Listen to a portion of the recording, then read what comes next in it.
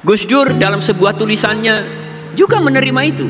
Beliau mengutip Winston Churchill yang mengatakan bahwa ya demokrasi itu mungkin memang bukan sistem politik yang sempurna, tetapi ia sistem politik terbaik yang ada saat ini. Kita belum tahu sistem politik yang lebih baik dari demokrasi saat ini, yang cocok dengan kita semua saat ini. Sempat beberapa waktu lalu ada sebuah kelompok yang mengkampanyekan sistem kekhilafahan, seolah-olah sistem kekhilafahan itu khas Islam. Padahal ya sistem kekhilafahan itu ya nggak ada bedanya dengan sistem kerajaan. Sebutannya aja dalam bahasa Arab khilafah. Tetapi kalau khilafah meninggal, yang menggantikan siapa? Yang menggantikan anaknya atau adiknya, yang jelas keluarganya. Dalam sistem khilafah, raja atau sultan atau khalifah tidak dipilih oleh rakyat. Maka kemudian kita mengenal ada khalifah-khalifah yang juga memang alim dan bijak dan mencintai rakyat, tetapi juga ada khalifah-khalifah yang juga tidak baik, sebagaimana raja-raja di wilayah-wilayah non-muslim. Hanya nama aja kemudian yang membuat itu dianggap sebagai warisan Islam. Padahal sistem khilafahan pada dasarnya warisan abad itu. Di tempat-tempat lain pada abad-abad itu sistemnya juga mirip-mirip, namanya beda. Ada kerajaan gitu kan, ada imperium, ada banyak sekali. Di Timur Tengah dan Persia namanya kekhilafahan sampai di terakhir Turki Utsmani. Tetapi pada dasarnya nggak berbeda dengan kerajaan. Maka sekali lagi demokrasi menjadi pilihan yang paling baik. Meskipun dalam demokrasi sistem orang bisa bermain di dalam sistem sedemikian rupa sehingga membuat kerabatnya juga bisa mewarisi kekuasaan yang sebelumnya dia pegang.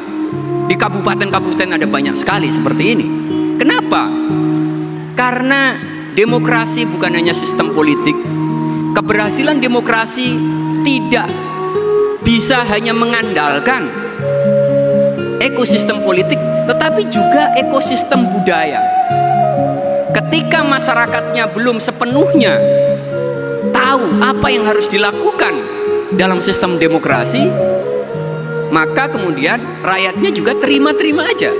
Ketika ada sebuah rekayasa, engineering atau bahkan manipulasi yang membuat kekuasaan itu hanya jatuh ke kelompok yang itu aja, seolah-olah kayak diwariskan walaupun dia tetap lewat mekanisme pemilihan. Nah, ini kelemahan demokrasi. Maka orang seperti Plato dulu mengkritik demokrasi. Dia skeptis terhadap demokrasi. Itu sebelum Masehi. Demokrasi bisa membawa kita jatuh pada tirani mayoritas. Pokoknya yang banyak menang-menangan atas nama suara mayoritas. Di situ. Dan Plato lebih menyarankan seorang filsuf raja. Jadi seorang yang pinter dan bijak, raja yang pinter dan bijak. Tapi itu di Yunani yang penduduknya cuma dikit. Di negara seperti Indonesia 270 juta orang, kita nggak bisa membayangkan seperti itu. Demokrasi bisa lahir kalau ada sistem checks and balance. Toleransi itu artinya kita tetap menghormati hal yang mungkin kita tidak setuju. Kalau kita setuju artinya kan satu posisi. Tetapi toleransi itu adalah kita bisa respect terhadap hal-hal, aliran-aliran, pikiran-pikiran yang kita tidak setuju, tetapi memang dia tidak melanggar hukum dan dijamin konstitusi. Tetapi kalau dia melanggar hukum dan dijamin konstitusi, ya itu biar ditindak oleh penegak hukum, bukan oleh kita. Tetapi kalau itu tidak melanggar hukum, apalagi dijamin konstitusi, harus dihormati suka atau tidak suka. Itu toleransi. Ada orang sholatnya begini misalnya, atau ininya begini gitu, beribadahnya begini, kita mungkin nggak cocok ini. Tetapi kita cek melanggar hukum atau enggak. Kalau tidak ya biarkan saja. Dijamin konstitusi atau enggak. Kalau dijamin konstitusi kita harus menghormatinya. Kalau kita tidak setuju, kita boleh berpendapat, kita bisa boleh bersuara, kita boleh berdakwah, tetapi kita nggak boleh melarangnya. Karena Indonesia ini semua ada dalam konteks jaminan institusi.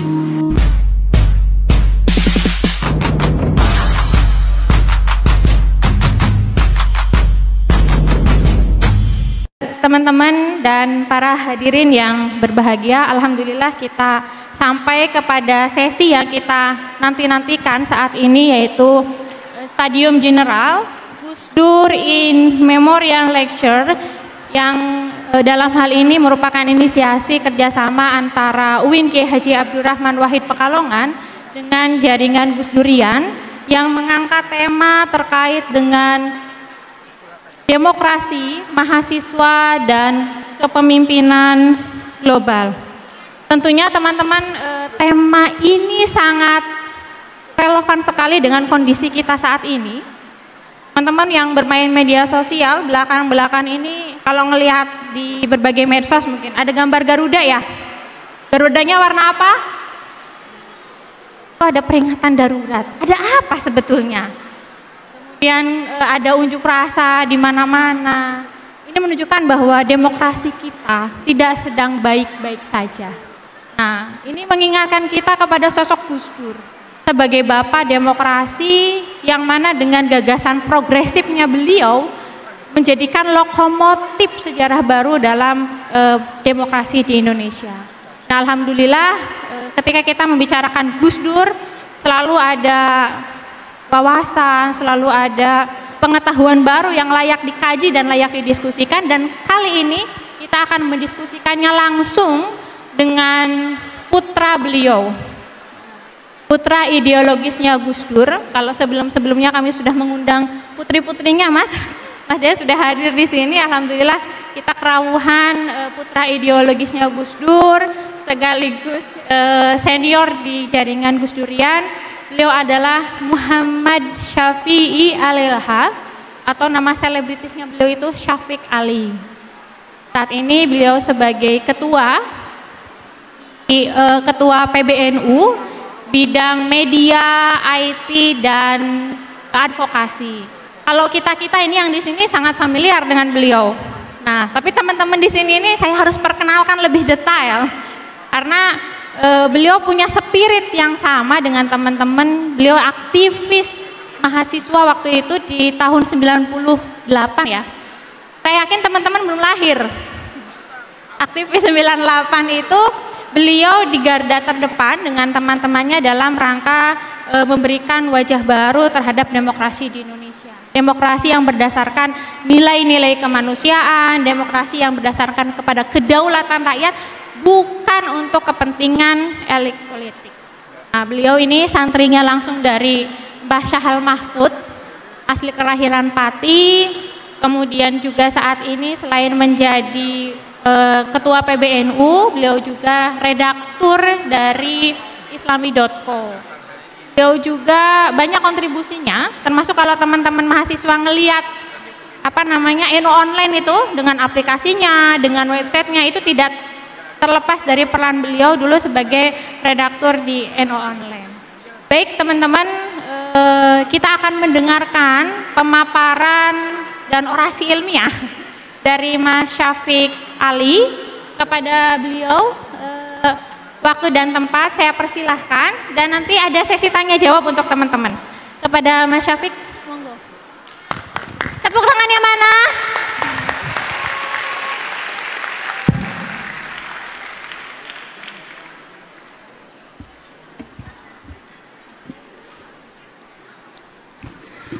Assalamualaikum warahmatullahi wabarakatuh. Alhamdulillahirabbil alamin, wassalatu wassalamu ala asrofil anbiya'i wal mursalin sayyidina wa maulana Muhammadin wa ala alihi wa sahbihi ajmain, amma ba'du. Pada yang terhormat Bapak Rektor UIN Abdurrahman Wahid Pekalongan yang mungkin sudah meninggalkan tempat, Profesor Dr. Zainal Mustaqim. Yang terhormat Wakil Rektor 1 Profesor Dr. Magfur, dan juga Wakil Rektor 2 Dr. Muslih, Wakil Rektor 3 Profesor Dr. Mukhlisin, serta segenap sivitas akademika UIN Abdurrahman Wahid Pekalongan. Pertama-tama saya ingin mengucapkan selamat kepada teman-teman, adik-adik, mahasiswa, mahasiswi UIN Abdurrahman Wahid Pekalongan. Saya tidak menyangka karena panitia juga tidak memberitahu detail, ternyata acaranya semarak ini.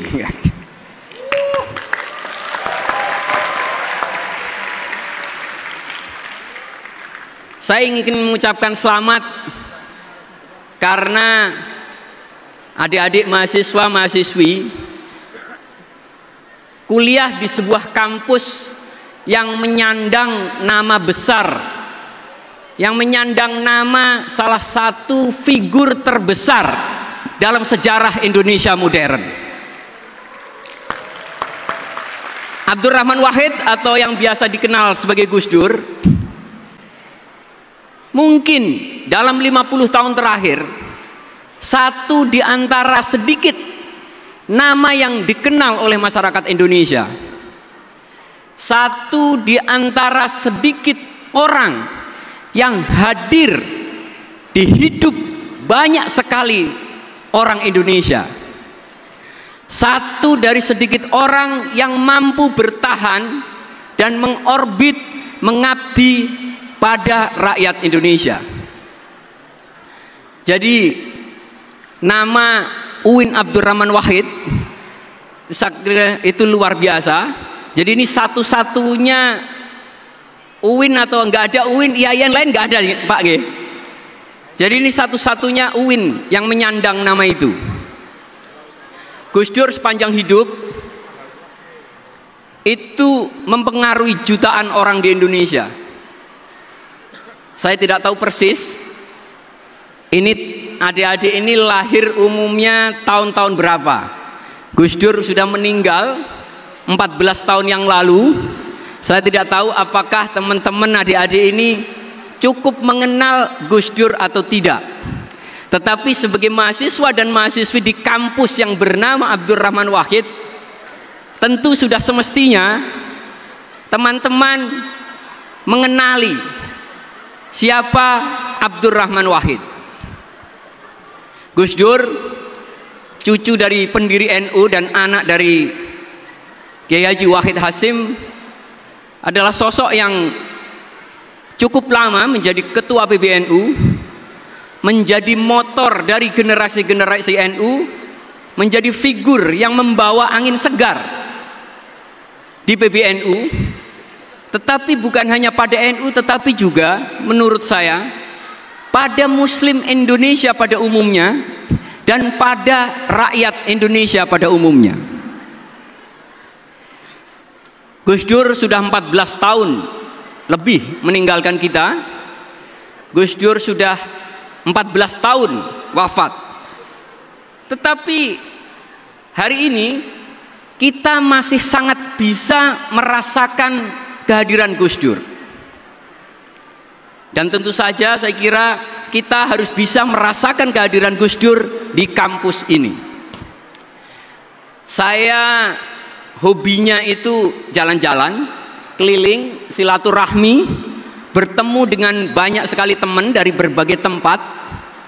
Ini aja saya 10 hari saya keliling dari Jawa Tengah ke Jawa Timur, ke Jogja, kemudian balik lagi ke Jawa Tengah ini. Dan di tempat-tempat yang saya kunjungi, saya selalu menemukan Gus Dur. Kemarin saya ke Salatiga, saya diceritain orang, Gus Dur dulu kesini mas, Gus Dur itu pernah kesini mas. Bahkan orang Wonosobo aja tidak begitu tahu itu tempat itu keramatnya di mana, atau istilahnya istimewanya di mana, atau Gus Dur di sebuah tempat berkunjung ke seseorang seolah-olah dia teman lama, padahal orang sekitarnya, tetangganya tidak tahu apa keistimewaan orang tersebut.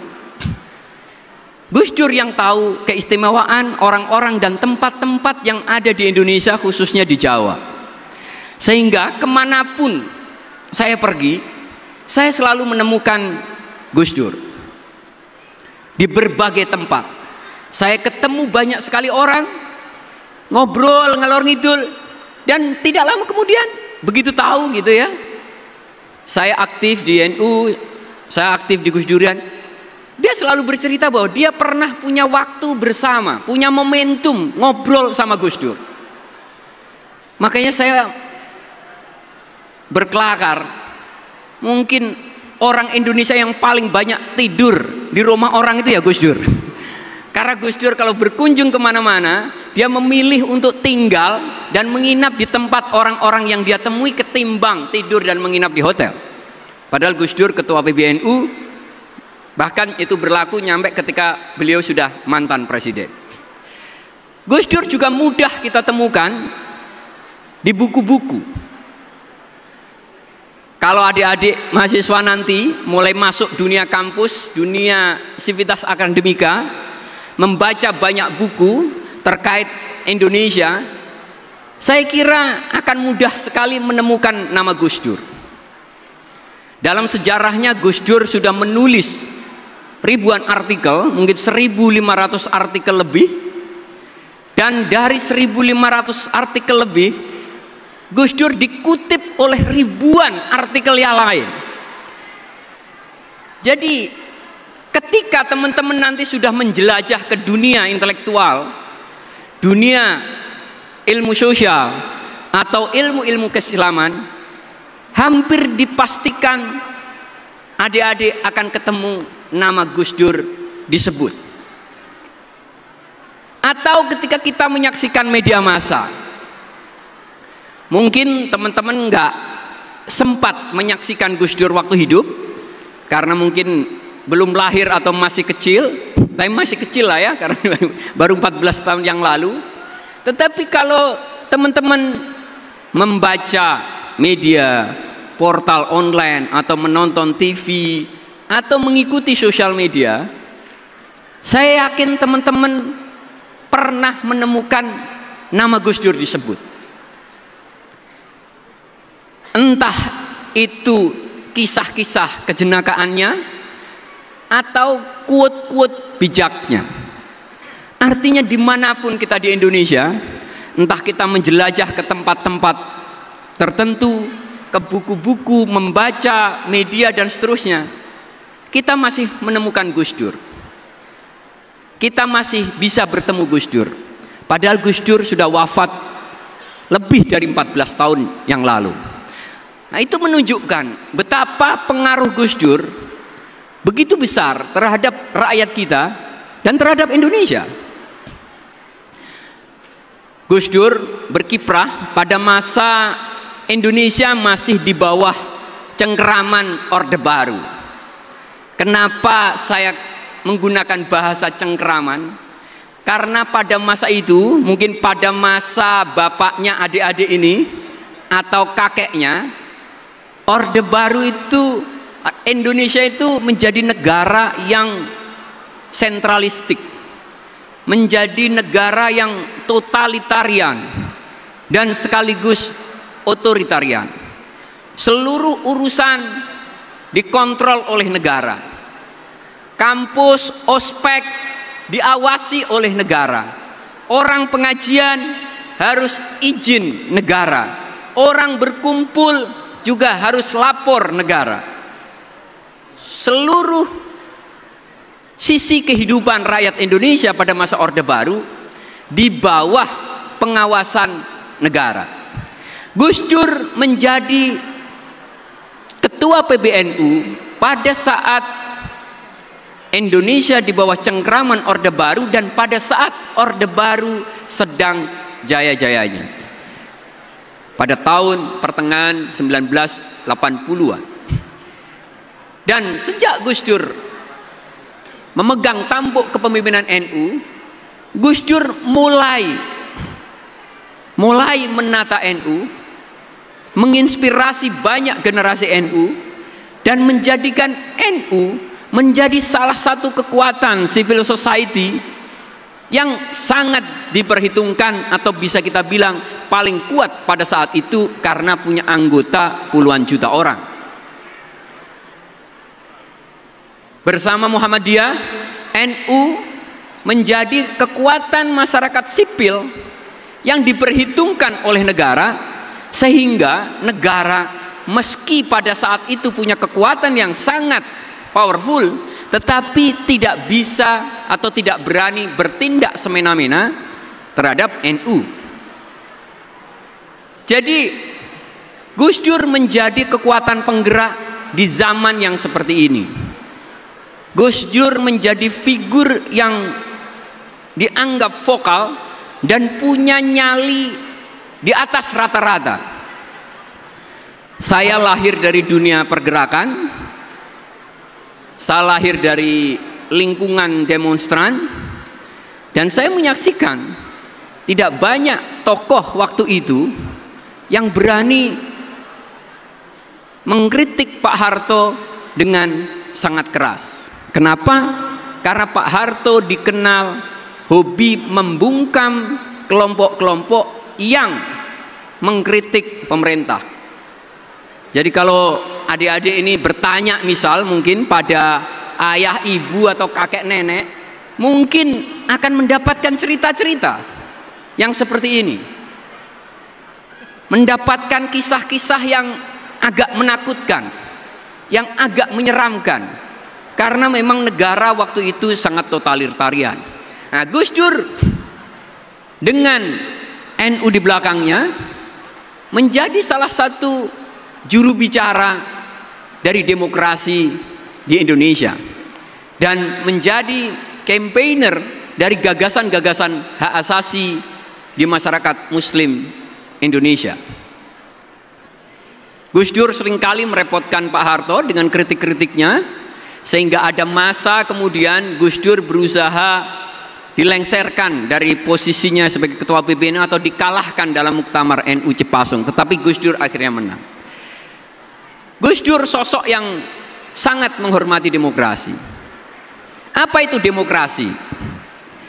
Agak ke belakang dikit untuk memahami lebih mudah apa itu demokrasi. Demokrasi pada dasar adalah sistem politik yang diadopsi oleh sebagian besar negara pasca era kolonialisme. Tetapi dia udah lahir sebelum itu, yaitu ketika runtuhnya kerajaan-kerajaan. Zaman kerajaan itu tidak ada namanya warga negara. Konsep warga negara atau citizenship itu tidak ada. Zaman kerajaan yang ada itu kawulo atau rakyat jelata. Rakyat jelata nggak punya hak suara untuk mengatur negara. Seluruhnya di tangan raja. Baik atau buruk di tangan raja. Kalau kebetulan dapat raja yang baik, alhamdulillah. Kalau kebetulan dapat raja yang buruk, ya apes, karena protes nggak boleh.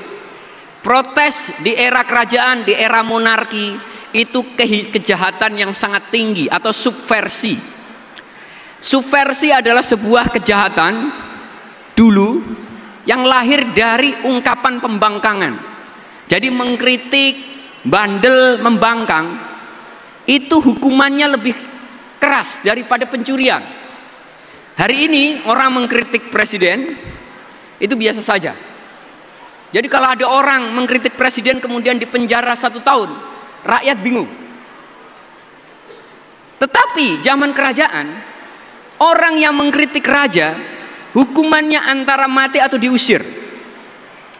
Jadi hukumannya lebih keras daripada mencuri.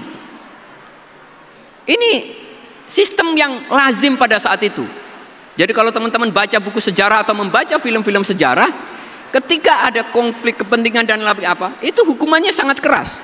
Demokrasi yang membuat warga negara itu lahir dan kemudian mengkritik pimpinan negara itu boleh. Kenapa? Karena seluruh warga negara itu setara. Zaman monarki, zaman kerajaan, orang tidak setara. Ada raja, ada bangsawan, ada rakyat jelata, ada macam-macam. Yang itu tidak setara.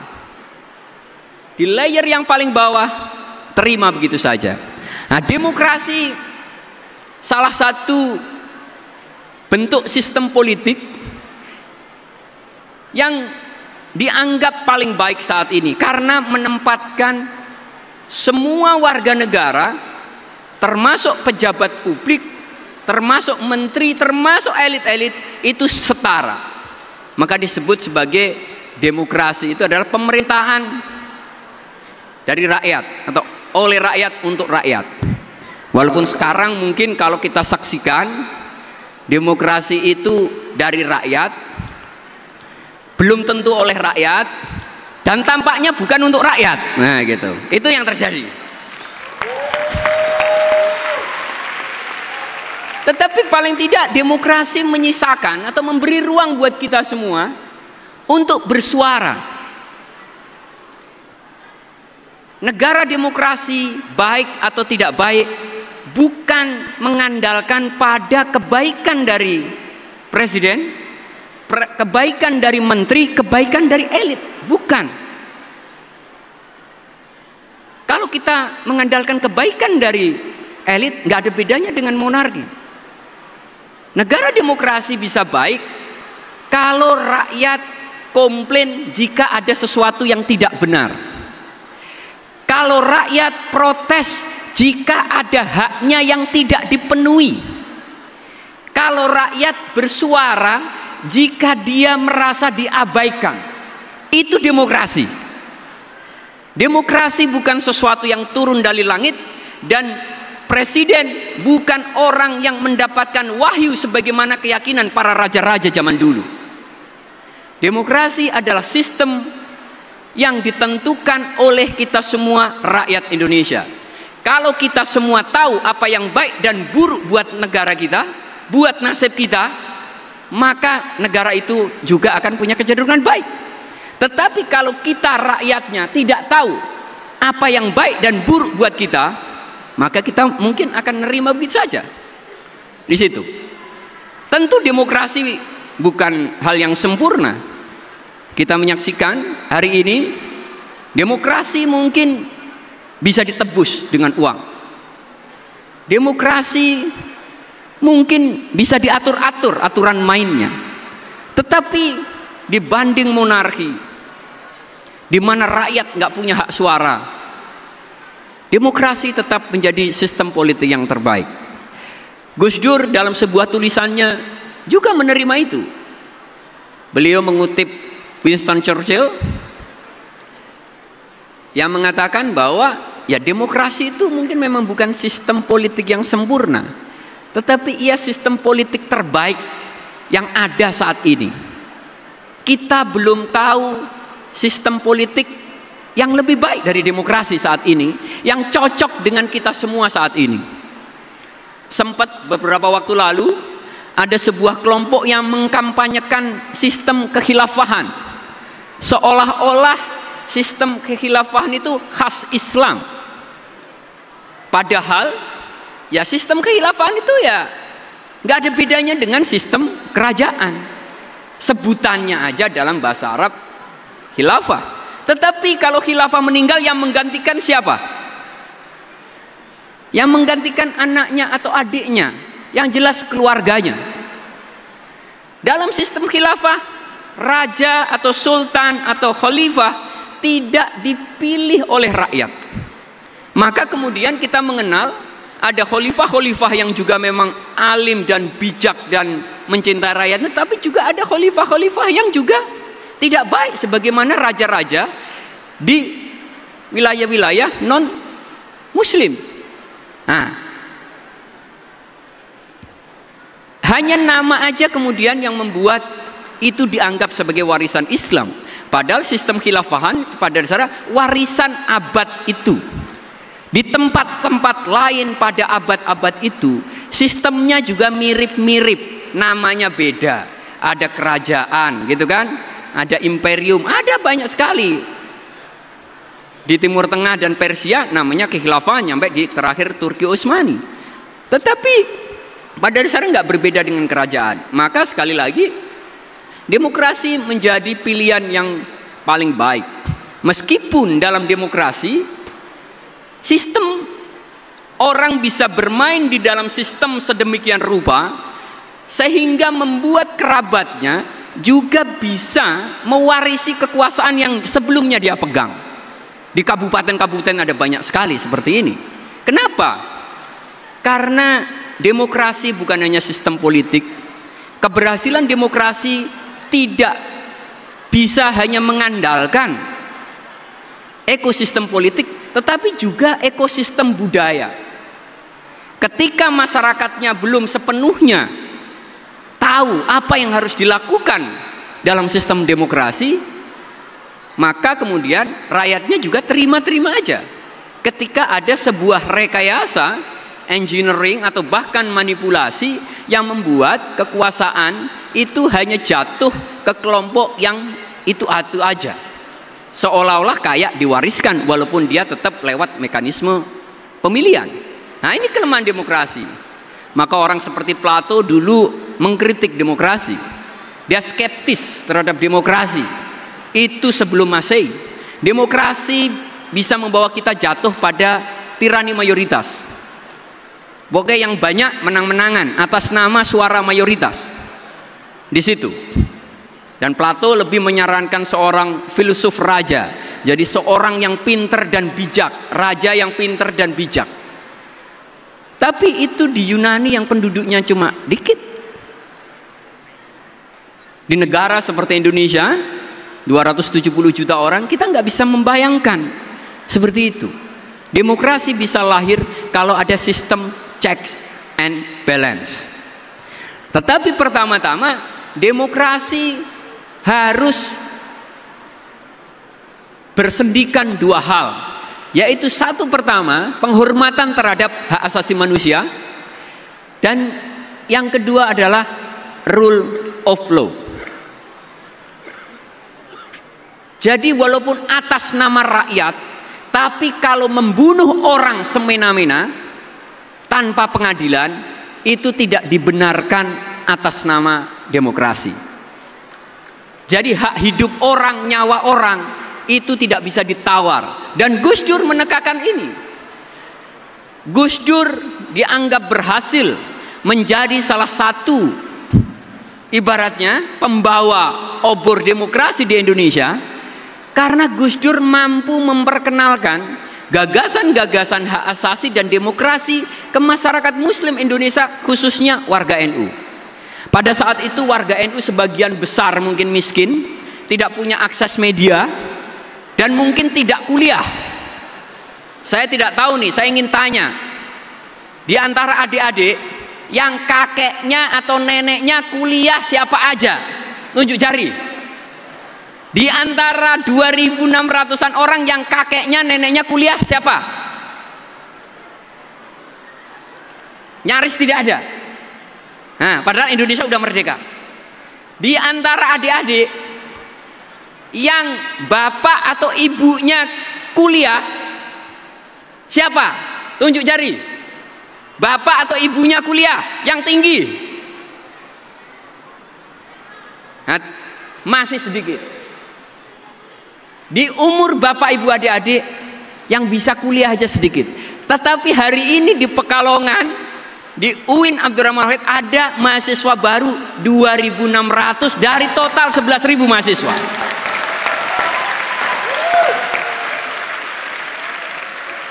Dari fakta ini kita bisa menyaksikan bagaimana pada zaman itu memang sebagian besar rakyat itu dipinggirkan, dimarginalisasi, dimiskinkan, dibodohkan.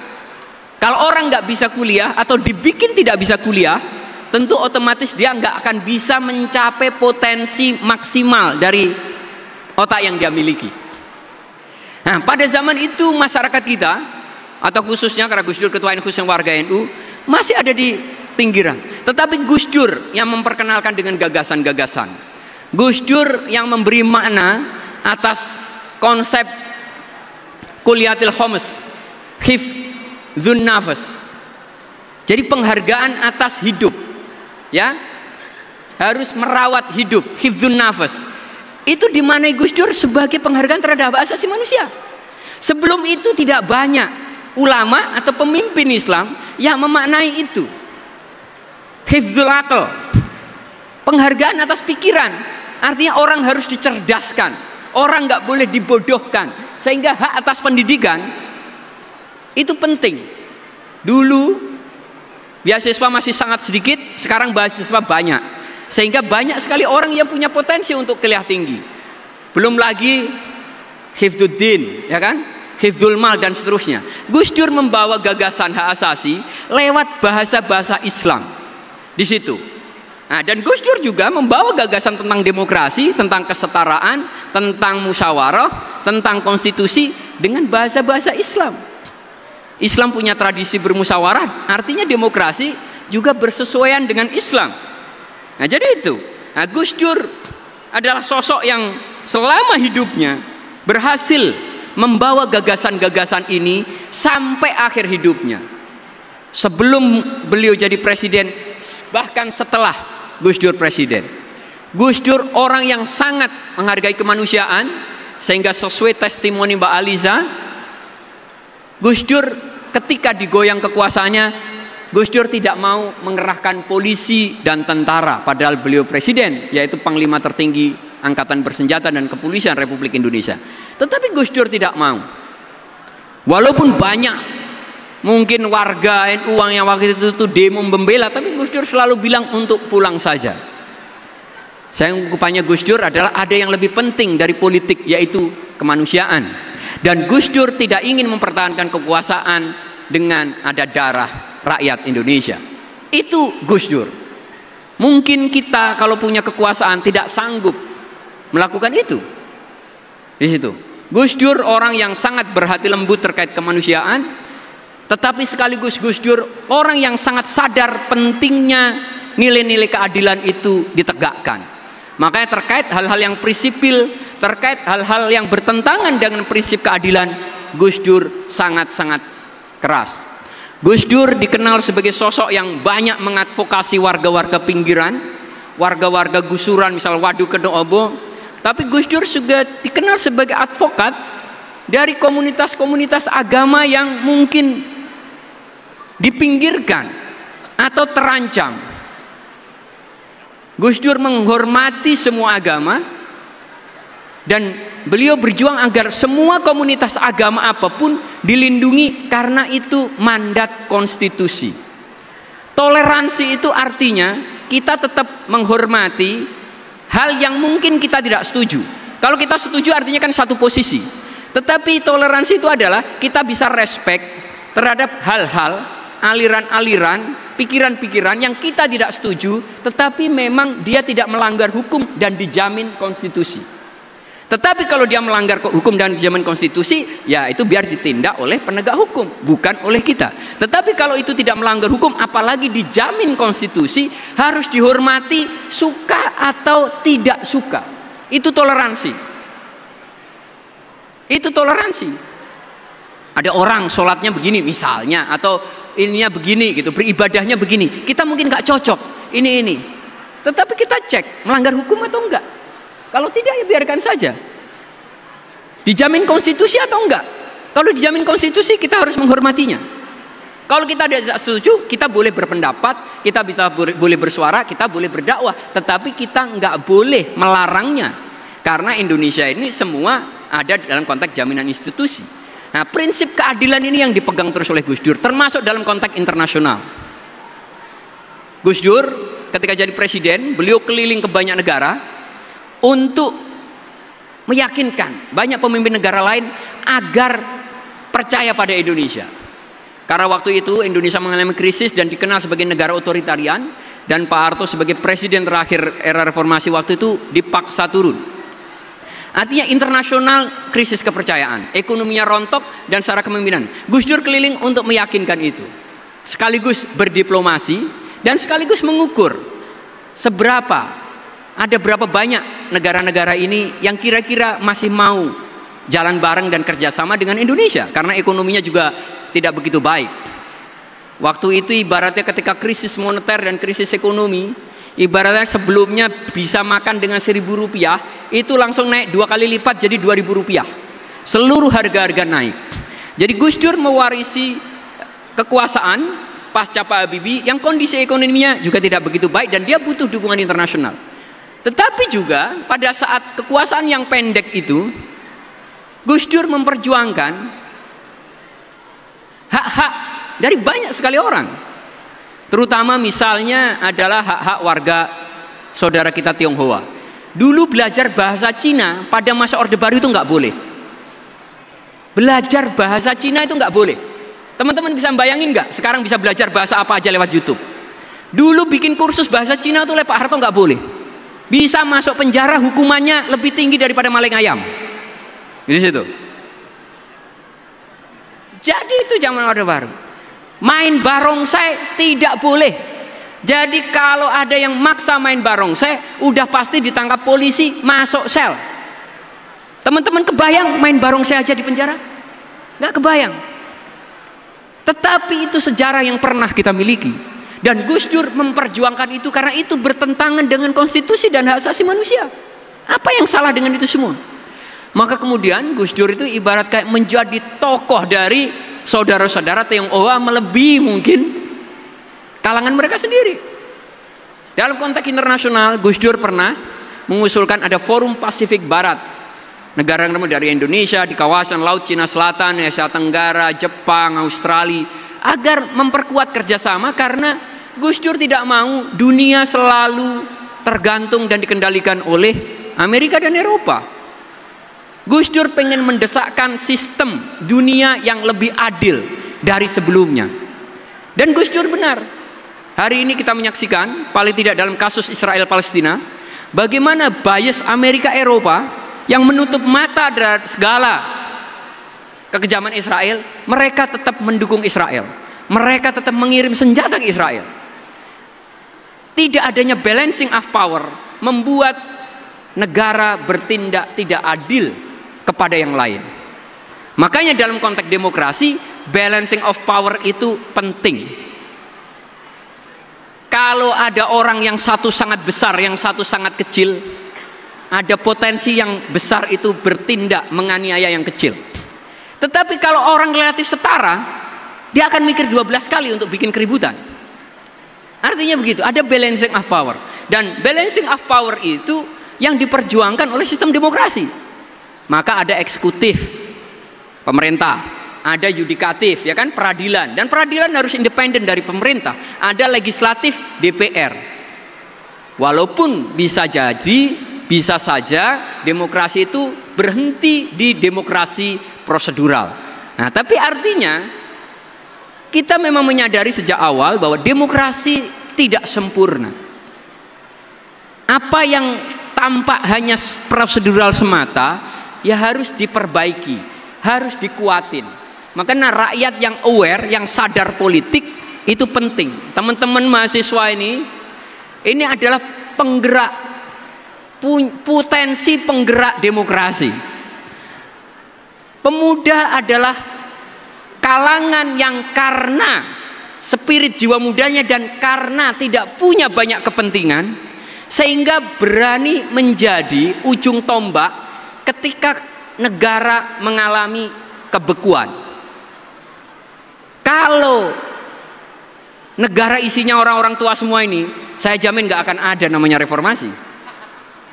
Karena apa? Menjadi tua itu sekaligus menjadi syarat kepentingan. Tetapi menjadi muda itu adalah menjadi bebas kepentingan. Prinsip keadilan lebih mungkin ditegakkan oleh orang-orang yang minim kepentingan. Jadi teman-teman, para pemuda-pemudi ini adalah orang-orang yang lebih punya potensi menegakkan keadilan ketimbang misal kami-kami di belakang yang tua-tua ini.